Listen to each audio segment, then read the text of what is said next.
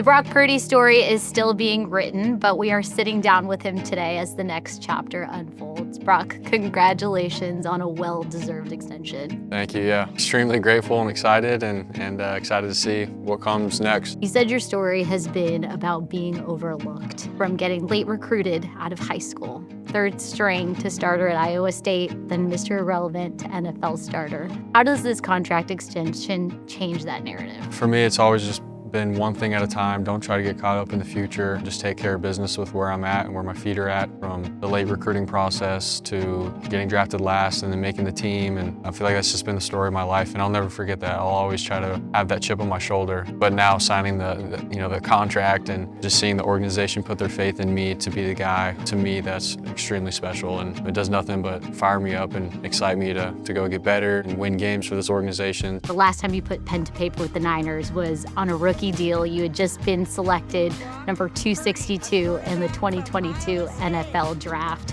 What do you wish you could go back and tell 22-year-old Brock about the opportunity that was in front of him? I don't know if I would change anything, to be honest. I think the way that I went about it was the right way, and I think my mentality with being grateful for the opportunity and being ready for my opportunity, I think I did it right. And so here we are now, and I'm extremely grateful for just everything, on how everything has gone, and obviously I'm excited to continue to go improve myself every single day moving forward. A lot has happened in your first 3 years. 2 NFC title games, a Super Bowl appearance, a season-ending injury in between all that, Pro Bowl accolades, the list goes on. What are you hoping to accomplish in the next chapter? I mean, I think for me, it's how can I, push myself every single day to obviously get better, both what I'm putting on tape and then just who I am as a human, coming in here and elevating the guys around me. More than anything, is how can I, master my craft at quarterback and do my job really well to help this team win. I think we still have the huge core group of guys in that locker room to take the next step overall, and so I'm excited to do my part in all of that. What have you appreciated most about all the ups and downs of these first 3 years?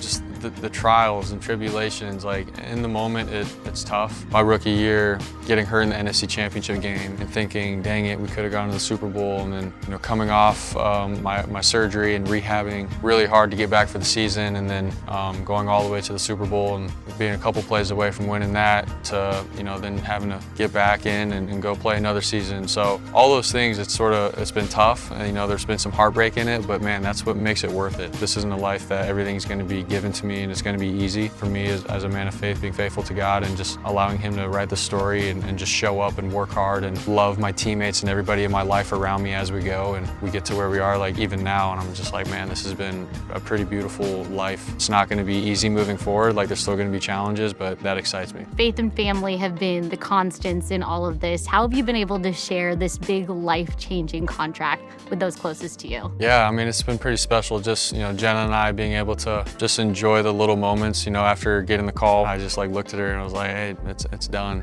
We're gonna sign this thing, and just trying to stay present and enjoy our little dinners that we've had together and car rides, and the most beautiful part is just doing it with my wife. And then we flew down to Arizona and just spent 2 days with my family, talking about stories and memories, from hitting ground balls in the backyard with my dad to coming in late from practice and my mom having dinner ready, just all the little things, and being grateful for it all, and what a blessing all of it has been. You look back to all the heartfelt memories that you've had on this journey. I always think back to your dad getting emotional on national TV when Levi Stadium was chanting your name in your first NFL start. How did he react to the news? He always calls me baby boy. Like, I'm still his little son who, like I said, he was hitting ground balls in the backyard and playing catch with us in the living room and breaking some of my mom's flower vases and stuff around the house. But just, he was the dad that loved to see us compete and have fun and love what we do. And actually, he and I were in the hotel room after the East-West Shrine game, and I was just sitting there like, Dad, I don't know, I don't know if football is going to be a thing or not. And he goes, dude, just keep sticking it out, be where your feet are at, and take it one day at a time and see where God takes you. And last weekend, he's like, isn't that crazy? Like, we were just sitting in that hotel room and you didn't know what your future was gonna look like, but here you are. Having that father-son relationship has been so huge, and I look up to him, and he's my role model, and we'll always love him. Now that you've penned your name to this historic contract, what's your best piece of advice to anyone that's got that big dream that might seem out of reach, but it might not be down the line? I mean, I think life just has a process to everything. I feel like if you just trust the process of where you're at, you continue to work hard, you believe in yourself, because there's going to be people that tell you you're not good enough, you're not big enough, fast enough, or whatever, smart enough. I think if you just continue to trust that there's a process to life, you will be rewarded and blessed for it if you just do things right. That's sort of been the story of my life, and being grateful for every little moment, the wins, the losses, that all makes you who you are. Brock, thanks so much for your time, and I know everyone's excited to see what you do in the next 5 years. Thank you. Go Niners.